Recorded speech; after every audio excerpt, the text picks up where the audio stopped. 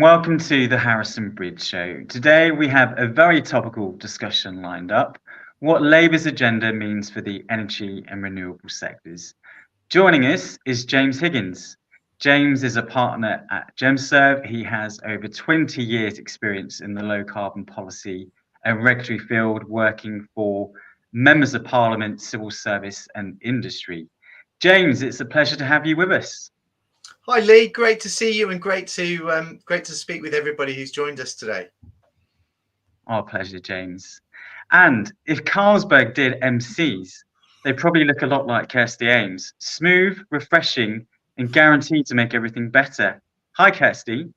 That's the nicest thing anybody has ever said to me, Lee. Thank you very much. Yes, I'm glad to be here today, and I will be emceeing, which basically means I'm in charge of any questions that you guys have. Now, as Lee mentioned, this is a really topical show, and as such, I'm going to bend my very strict half-an-hour rules. So if we get a lot of questions, or if we kind of get really into a topic, this might overrun by about 10 or 15 minutes because James has a lot of knowledge and I want to give as much of that to you guys as possible. So if you do have any questions as we go through, pop them in the chat. I will bring them up to James, and just be aware that we might overrun by a couple of minutes. Okay. Thanks, Kirsty. So, James, the Labour manifesto is filled with ambitious promises, isn't it? But we've seen a lot of false dawns in the past, and I'm sceptical about whether we can really see real positive change. And I know I'm not the only one that thinks that. So should we be sceptical, or are there reasons to be optimistic? Great first question, Lee. And first of all, I think it's always good to be sceptical in politics, yes. and arguably in life. But I think this is a brilliant place to start this conversation today, because we have seen a lot of false dawns when it comes to politics, and we actually, as citizens, we want to have that connection with our elected officials, and we hope that they will deliver on the manifesto commitments they promise, but it doesn't always work out that way. I do actually have quite a lot of optimism going into this parliament, and I think there's a few things that are kind of coming together which I think will actually give Labour a really good chance of delivering on what they promised. So the two key words for me would be alignment and agency. So when I talk about alignment, the policy proposals that Labour have put forward for energy actually have the support of the entire front bench of the Labour team. So from Keir Starmer through to Rachel Reeves, the Business Secretary Jonathan Reynolds, and of course Ed Miliband, who's Secretary of State and at the heart of this. But it doesn't. There will be tensions, but it doesn't feel that one part of the Labour leadership is going to be have one particular objective and another's going to be pushing the other direction. And in fact, they're putting in structures, as we'll talk later in this session, to make sure that continues to be the plan where there's coordination. And I would extend that alignment point to, I guess, to the civil service and to many people in industry about what they're looking to do. We'll all have different perspectives on how far they can go, but there is definitely good alignment. And the second key word I use, agency. They've got the ability, they've got the electoral power and the mandate from the people to actually go and do this in a way that few governments have had in the last 15 or so years. So that really gives them the power to do it. And we've seen even last night overnight, those of you politicos like me will have seen they've suspended 7 MPs who voted against them on the child benefit cap. And that's putting a marker down to say that we're not going to we've got a plan. If it's in the plan, we're going to push this very strongly, and if it's not in the plan, we're not prepared to tolerate this, and we're not going to deviate. So I think we can take seriously what's in that manifesto and really dig into it and start to think about what it could mean for the energy sector. Okay, so cautious optimism then. Sounds like we're starting from a strong base. We've got great alignment and agency. They've also got a strong parliamentary majority, haven't they, James? Which means there's perhaps less barriers to making change happen. Economically, we're not in a great place, though. So how much of a barrier will cost be for Labour's energy plans, do you think? that's going to be one of the defining features of this certainly the first 2 or 3 years of this government, will be how they balance at a kind of a macro level, how they balance the demands from all of the different areas they've promised to support and invest in with the ability to fund those promises. And you'll see that another big feature of the sort of the campaign, the manifesto, is driving economic growth and prosperity, which can help to fund some of those projects. So I think that's a really big macro challenge for the government.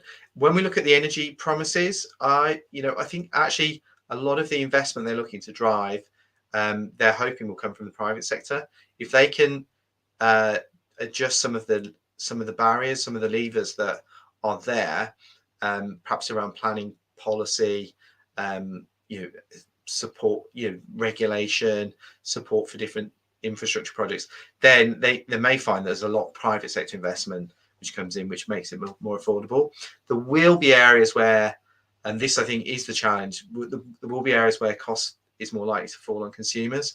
Thinking particularly around network upgrades, it could be an issue where there's cost on consumers, and I think that is an area of sensitivity in this whole plan. So we'll need to watch this space. But positive economic growth, wider wholesale energy prices, those things will impact their ability to do it. Got it. So there's some things they can do to make it more affordable, but costs will remain a challenge. So next question then, James. What major energy policy changes do you expect the new Labour government to implement, and what might the impact be? This is a big question, Lee. I'm going to do my best to summarise it. So, the overarching objective is to make Britain a clean energy superpower. That's stamped on the manifesto and every speech that we hear. The bit of detail behind that, certainly, I mentioned this in my the first answer. The government has created 5 missions to address societal challenges they're looking to tackle. One of those is to deliver this clean energy superpower, and the detail behind that is to actually deliver a clean electricity grid by 2030. They've recently made an appointment. They've appointed the person who's going to head that. They call it mission control. Who's going to head that cross-departmental mission to deliver that 2030 commitment. Chris Stark, who used to head up the Committee on Climate Change. So that's a really interesting appointment. He's got bags of experience and connections, and is rooted in that challenge, that he spent the last however many years thinking about it. So very interesting appointment, and that mission control will be one of the driving forces, working with the industry, particularly with the energy system, electric system operator, but others to deliver that. So that's a key area. Helping to support the growth of clean energy will be the GB Energy, which will be established to act as a UK champion. That's how they describe it, UK champion for clean energy. The brief that we have for GB Energy is that it will seek to co-invest alongside private companies in the renewable energy technologies that we're going to need to deliver that clean grid. So the model is to go for the newer or leading edge technologies and support those as a starting point, and then to look at perhaps more mature energy technologies, funding more mature energy technologies if there are gaps in private investment. So we'll see quite a bit of activity around GB Energy. I know that they're looking at the teams they've appointed to run and establish GB Energy. There's a good link with the one of the leading officials has been part of the Heat Networks investment project, which some people on the call will have come across. That's delivered substantial funding over the past 5 to 10 years into district heating projects in the UK, leveraging private investment. So there's a bit of a kind of a model perhaps that they've got to work from, albeit on a smaller scale with district heating. I told you this would be a long answer, Lee. Let's talk about planning policy. So there's going to be a lot of support for speeding up the planning process, speeding up grid connection.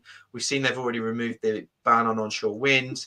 So that's going to be really important. And they've actually imposed a ban on offshore oil and gas exploration, new licenses for that. So planning is going to be really important. Linked into that, getting Hinkley Point C over the line, looking at new nuclear potentially, and small modular reactors as part of that. I think one area that's very interesting is the work around with local authorities and communities. So there's going to be £600 million for local authority clean power projects and 400 million of loans for communities to develop local clean power projects. And then allied to that, we've got a big investment coming in warmer homes and building energy efficiency. And there we will see again that a lot of that funding will be directed through regional bodies, combined authorities, local authorities, and communities. So there's a big push for localized delivery of the kind of net zero agenda. Sounds really promising, doesn't it? You know, face it, there's a really credible plan. 5 missions, you know, to be a clean superpower, GB energy, and then lots of investment, co-investment, public and private sector, speeding up the planning policy and grid connections. And arguably, we've got some very credible people involved now, haven't we, in key positions, David Miliband, Chris Stark. Hopefully they stay in those roles rather than we have 10 energy ministers in 10 years, which would be helpful. Can you tell me a bit more about GB Energy, James? Yeah, absolutely. So, I mean, as I mentioned, GB Energy has been established to fund energy technologies. I think it's really interesting. It's one of those. It's quite a as a concept. It's one of those things that people tie their own different parts of the political world and indeed the energy world will tie their own aspirations to that. Like, why can't GB Energy do this? Why can't it do that? So I think it's going to be a real challenge to tightly define the brief for GB Energy. And I think Labour's already, due to the scrutiny that's been put on that topic before the general election, they've already gone quite a long way down the track of saying, look, it's not going to be a retailer to consumers. It's going to focus on getting investment into energy technologies. So that's for me. I think that's very positive because that could be a gap. The way it's worked in the district heating world, I mentioned the Heat investment projects as a possible, not a model, but certainly kind of a precursor.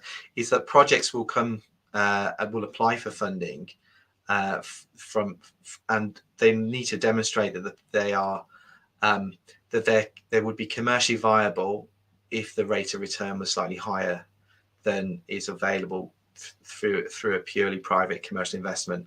And then there's been capital grant funding and co-investment to help support the private investment. So you're kind of using a little bit of public sector funding to unlock a larger volume of private funding. That's how I think it could work best. We may see GB Energy as it becomes capitalized being a sole investor in projects, which I think is a little bit more risky because there's a risk here for any government and any public institution trying to pick winners, because it's almost impossible. Although they'll have an independent board, it will be difficult to be entirely free of political views on what needs to happen. So I think that'll be very interesting if the model develops that it's going to be a sole investor in projects. We'll have to see how that builds.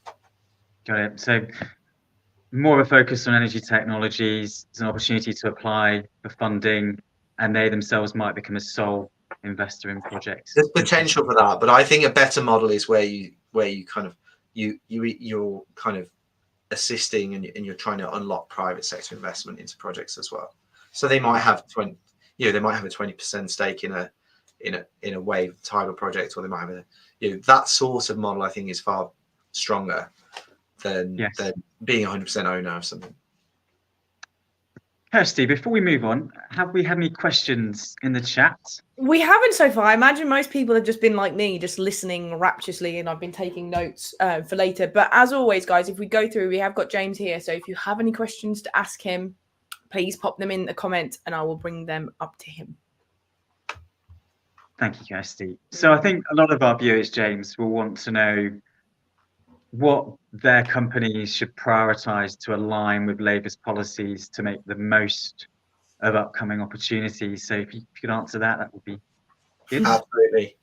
So I think the first thing is that most people in the energy sector would accept that the political environment is an important driver for success or failure in the energy marketplace. You know, how policy interacts with our industry is really central to how it works, whether it's setting the rules or driving change. So I'd be surprised if there are people listening into this that haven't thought at all about what this change in government could mean for their business. May well be, and that's absolutely fine. But my recommendation would be to really conduct a bit of a review, an internal review, as to how the policy changes that are described could impact your organisation. I think, you know, taking Labour's plan seriously for me would be very important. It's always good to do this, but I think it's now is a fantastic time to invest in the people, systems, and assets that enable you to operate flexibly and in an agile fashion.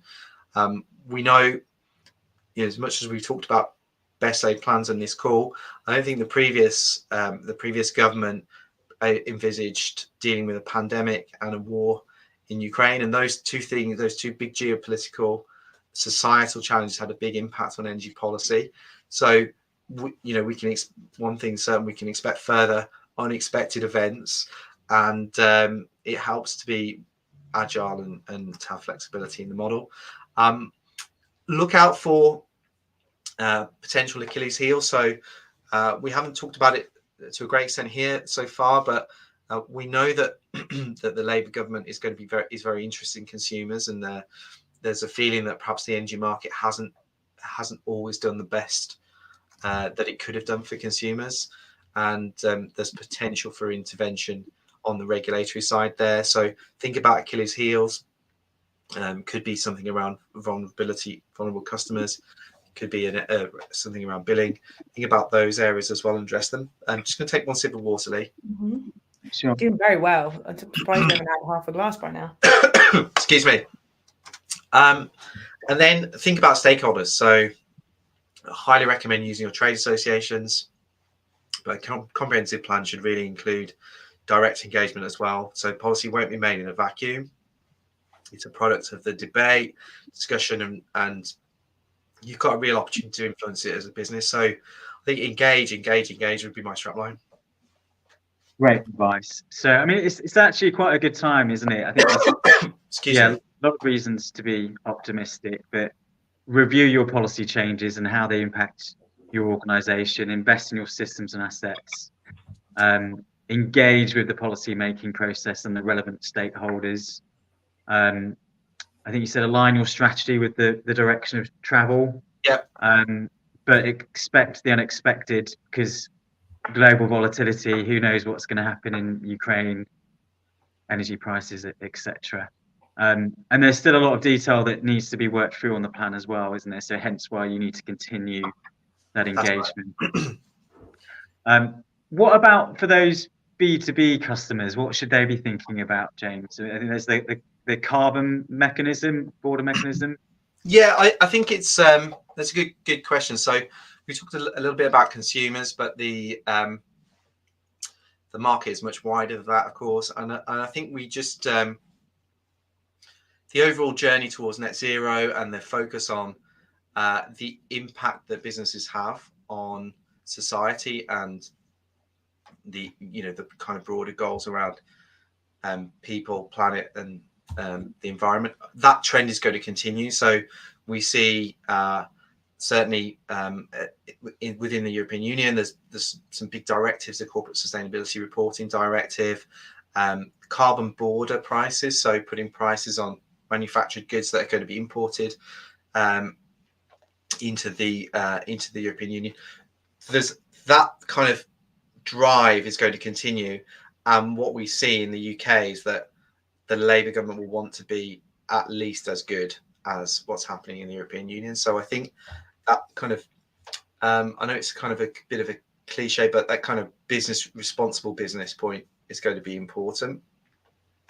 And understanding your supply chain, if you're sourcing materials from interesting parts of the world, where are you, how much do you understand about that and where things are coming from, how they're produced, and the impact of that. I think that agenda is going to be very important. We see it's not energy, it's water, but we see in the water sector that if there's a bad news story and there's a societal impact, such as with the sewage into rivers, even and I have sympathy with some in the water industry trying to tackle that. It's very difficult if the narrative is that you're irresponsible. That it's very difficult to challenge that. So my message, wherever you sit in the energy market, is to think about responsible business, and it doesn't mean profit is bad at all, but it does mean think about the impact the wider impact that you're having. Okay, to summarize then, so responsible business, that trend is going to continue towards sustainability, CSR, and ESG. Yeah, Okay. and it's also this. There's some amazing things happening in our industry. Support for STEM, bringing people into the workforce. We need to attract to deliver Ed Miliband's plan. We need to attract people to our industry. It's a great place to work. So, make the most of the positives of what we're doing as well. Don't want it to sound all negative. There's a lot to be positive about. Yeah, and certainly from our perspective, executives of all levels want to know about the purpose, the mission of the organization. So, in a world where we are, there's a war for talent, that's going to make you more attractive. Absolutely. Yeah. Right. So a couple more questions for you, James. How do you think the regulatory environment will change under Labour, and what should companies do to prepare for these changes? Yeah, I think this is an interesting topic, because you've got this. It always feels more polarized at election time, when political parties are putting out their particular message, and if you were to take the wrong impression, you might consider that there's a huge shift underway from almost a free market, liberalist, non-interventionist perspective, and then we've got Labour coming in, everything's going to be nationalised, and the world has changed. And I think the reality is that the previous government, the Conservative government, and the coalition before it, did quite a lot of interventionist things in the energy market, price cap being the most obvious, but lots of other things as well. And so I see more of a continuation where policymakers and politicians continue to be actively engaged in the energy market and trying to shape it. Labour have said that they're concerned about consumers and how consumers have been left in certain instances when perhaps when retail supplies have gone bust, and that they want to do more for consumers. They want to give Ofgem more power. So I think we're going to see a bit more of that. I don't think we're going to see. It doesn't feel for me that energy is viewed in the same way as perhaps rail or even parts of the water industry. We talked about sewage earlier, where there needs to be a drastic intervention to correct a dysfunctioning market. It feels that it will be a more nuanced approach, but we definitely expect continuing intervention. Yeah. Okay. So continuation of intervention, particularly to protect consumers, more power to the regulator. So I guess it's quite important that you as you mentioned earlier, conduct that strategic review of your exposure to the policy frameworks and risk. What role do you see for emerging technologies like hydrogen and CCS, carbon capture and storage, under Labour's energy plan? Well, I think this is a positive area. So there's been lots of investment. For me personally, I think you need to have all of the options available to you if you're going to get to net zero. There will be some solutions that dominate, but you've got to support a wide range of technologies. And it's positive to see that they've, the manifesto and indeed Ed Miliband following the election has, recommitted to hydrogen, carbon capture and storage. We talked a little bit about new nuclear. Something that might be on the radar for listeners to this session, but will be important. In the King's Speech, there's a bill around supporting sustainable aviation fuel. And so biofuels is an interesting area for the government as well. So I think having that flexibility in their approach and looking to support new technologies, GB Energy I mentioned earlier as well, is going to support leading edge renewable technology, and we need to harness all of the renewable assets that we've got and to develop a kind of an integrated energy system that captures as many of the different solutions as possible.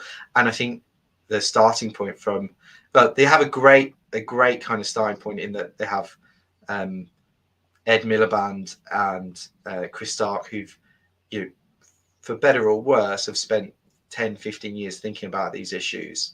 So we're not starting from, sometimes there's a risk that whoever shouts loudest about a particular technology or particular approach is going to get the airtime. I don't think it will happen quite that way. I think there's been a lot of thinking that's gone in. We might not agree with it all, but it's definitely there. Just to put some colour onto that, I think a really interesting tension will be around gas power, because depending on who you talk to, and there's a new report out this morning I saw from some really interesting experts, including Sir Patrick Vallance, have said it's going to be very difficult to balance the energy system without some unabated gas power beyond 2030. Now, at the moment, the Labour proposals are to completely clean the grid by 2030. So there's going to have to be a bit of give and take there and a bit of thinking. Yeah, and presumably investors can still make quite a lot of money from gas. Well, exactly. There's, as we integrate a greater volume of renewables, we're also going to have greater volatility. So anybody who can offer those balancing services, whether it's gas power station, battery storage, consumers in their houses, as I hope and spent time working on thinking about, switching on and off their heat pump potentially. Anybody who can offer that is going to, there's a good potential for that piece of thought. So in the run up to this, obviously Keir was leader of the opposition, very cautious, understandably so. He didn't want the Conservatives to pick holes in his manifesto. What Keir Starmer will we now see? How bold will he be? Is he going to be Gareth Southgate or is he going to be Pep Guardiola?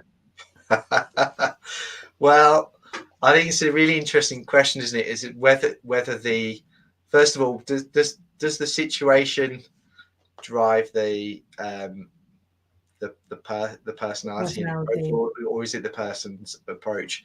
I think he has been very cautious. They knew that they needed to just essentially don't give anything away. Successfully did that.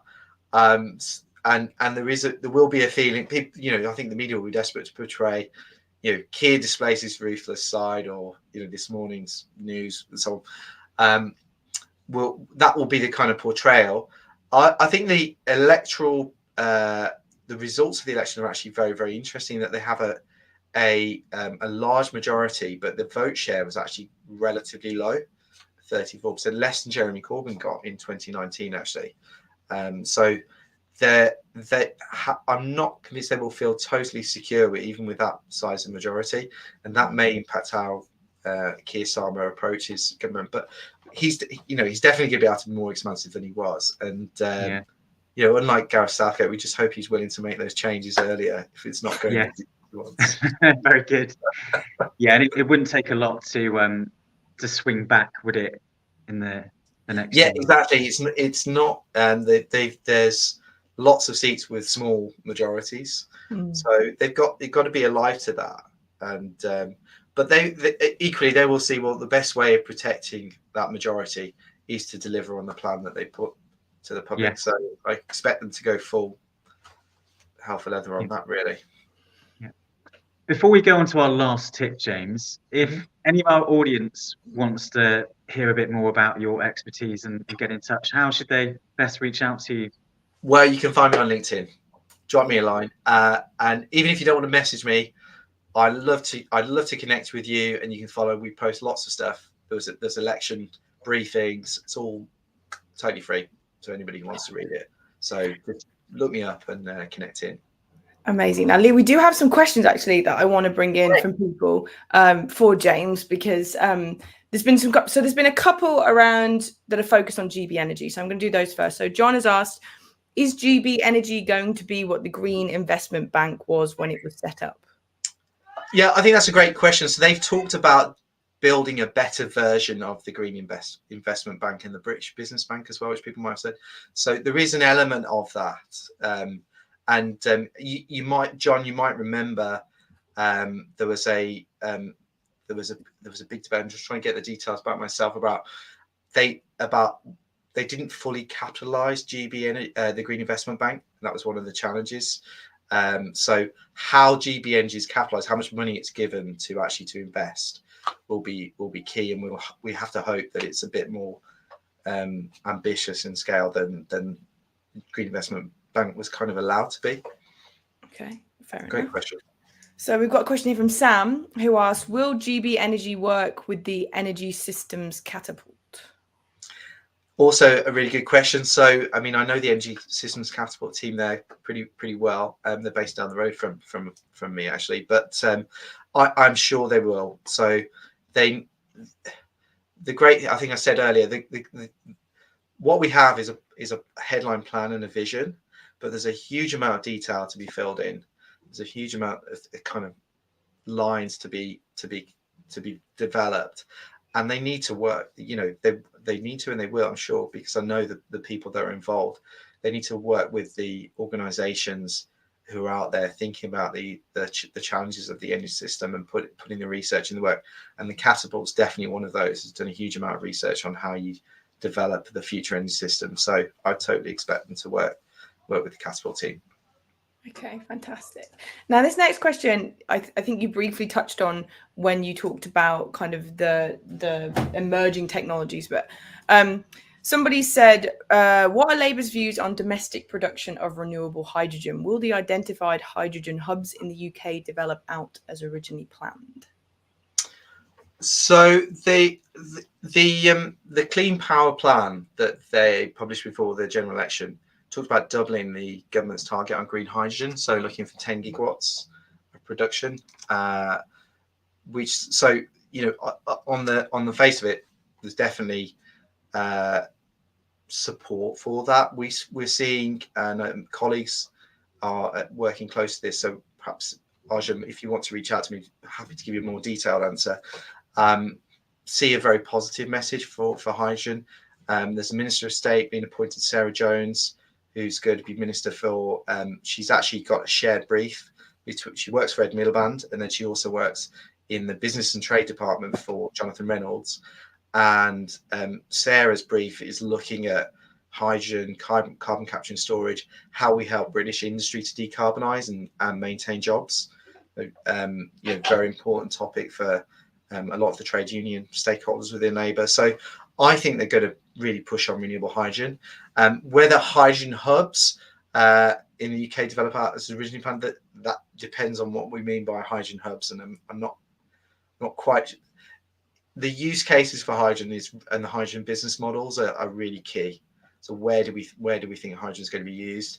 There was a lot of talk around hydrogen for home heating over the past few years. There still needs to be a government decision on that, but some people on the call will be aware that some of the trials didn't proceed for the village heating trials, and some are still ongoing. So there's some decisions to be made about where we're going to use hydrogen and where it's best used. But there certainly remains an aspiration for it to grow, and arguably, with that headline doubling the target, the Labour is certainly there. Perfect. Okay, and then we've got one more question. If you have any more questions watching this that you want to just pop in now for me to bring up to James, you still have time, still manage to do it. So the last question we've got is, Jeff's asked, Labour plans are refreshing, but his concern is the constraints that the distribution network constraints make. Do you think that this will hamper all of their plans? We know that the DNOs need significant investment in the grid to manage net zero. Thanks, Jeff. I think this is arguably the biggest constraint, and Labour have recognised this as well as one of the biggest obstacles. So we talked about I think they specifically refer to zombie connections. So these are projects or connections that are they're having to wait 10, 15 years before they can get a connection. We also know of housing developers who they want to build a housing project which has got EV charging and heat pumps, and they can't get the connections either. So this is one of the biggest challenges, and I know that the DNOs themselves recognise they're doing a lot of work, but ultimately the cost of that infrastructure upgrade has to come from somewhere. So I think there is a significant risk that it hampers the plans. I think it's one of the biggest challenges to overcome to get a real plan. There's also, as some will know on the call, a really well-established, in-depth approach to setting out price controls for network businesses and development of investment plans. So it's not a case of flicking a switch and you can just change the pace of investment in this area. It's a super tanker to try to guide in the right direction, speed up, and so I think it's going to be a real challenge. Perfect. Okay, thank you very much for that. And as James mentioned, if anybody has any other questions that perhaps they don't want to put into the comments, best thing to do, just be connect with him on LinkedIn and he'll help you out there.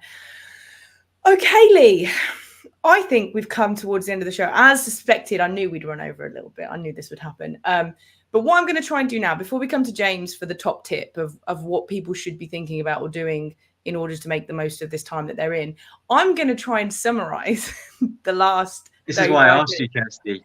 I notice I always get the short story. I appreciate that so much from you. Okay. You're welcome. So let's try and get this. So essentially, the manifesto that Labour had was ambitious, but at the moment there is a place for cautious optimism because there is a lot of alignment in play. A lot of people want this to happen. There's less barriers. They're already doing things to try and make it happen. So there does have to be a balancing with the promises with funding, but cautious optimism, waiting and seeing a little bit, is not an unexpected thing. Now, there are a lot of policy changes that Labour have put in their manifesto, 5 big ones. The biggest, of course, which is to be completely clean energy by 2030, which is a big thing. So to do this, they're going to support the growth of GB Energy, which is going to be their champion. It's going to do things like potentially helping fund places. Now, James seems to think that the best way to do that would fund some of it and then get the external funding from the private sector would probably be the healthiest way in order to do that. We're also going to have things like policy, planning policies being sped up in order to get infrastructure in place or to get things like that. And there's also going to be a push for local communities to have more power about kind of where funding goes and what decisions are made. Another thing that's mentioned is we do have a lot of credible people in roles. These are people who have experience, who understand the industry, who've been spending a lot of time focusing on this. So they are in positions of power currently. So hopefully, they're not going to be empty voices, which is always great. Now, currently, if you're a business looking to align with these policies, politics is obviously an important driver for success in this industry. So some of the biggest things to do would be invest in people, processes, things like that, in order to have the agility to be flexible. Because whilst there are headline things being made, a lot of the detail still has yet to be worked out. So the ability to have a team and a company that has that agility is going to be key. Also, there's going to be a lot of focus on the kind of regulatory side, particularly around vulnerable consumers, billing stakeholders, things like that. So the detail does have to be worked on, but those might be some areas that are higher up on your risk register than potentially others. And the environmental impact of energy is also something that has kind of a lot of zeitgeist, is being talked about a lot. So that should be considered as well. And then regarding the role of emerging technologies, it is going to have, I think, probably bigger conversations around it, because this 2030 clean energy needs those kind of new and emerging technologies. So there are particularly things like sustainable aviation fuels. The flexibility is going to be supported by GB Energy. And yeah, it's gonna be fun. You know, there's a lot of policies been put out there by Labour, and I think there's a lot of people who want those things to happen. And so hopefully, provided they can balance their promises with their funding, things could be good in the next couple of years. How did I do, James? That's a brilliant summary, Kirsty. I think If Carlsberg did MCs, Carlsberg yeah, did MCs. no, I need to bring you with me, Kirsty, wherever I go. Oh my God, it's a lot of pressure. It's a lot of pressure. Okay, so as mentioned, James, we've gone through a lot, as I just tried to summarize there. We've gone through a lot. So people are watching this and they're thinking, right, now is the time to start making plans to start, doing things. What is your top tip for those people watching? Okay, yeah. So my top tip, I mean, the 2 parts, I'm going to cheat, two top tips, but educate yourself. I think what I've shared with you today is, I mean, there's a bit of kind of insight from being part of that conversation and being involved over many years, but actually there's a huge amount of information, insight and analysis available publicly. So you can read what the Labour manifesto, you can read their clean energy plan, you can look up Ed Miliband's, it's published on the department website, his opening address to on entering the department. You can get all that information, and so if you're really interested, go out and look into it, and on each of the individual areas there's more detail. So that's the top tip number 1. The top tip number 2 is just to engage, talk to somebody, talk to a local MP, talk to department, talk to public affairs team. If you're working in a big energy company, there's almost always one, and think about the area that you're working on and what might be important to you. Perfect. Okay, Lee, I think we've come to the end of the show. We have. It's been a really great show. I've really enjoyed listening to you, James. Hopefully I've got a way of hosting this from my phone due to tech issues. James had COVID, but you wouldn't know. So thank you for being an absolute trooper. It's been a really insightful show, and I'm sure our listeners would agree. So thank you for joining us. Kirsty, thank you for emceeing, and thanks to our viewers. We look forward to seeing you next time.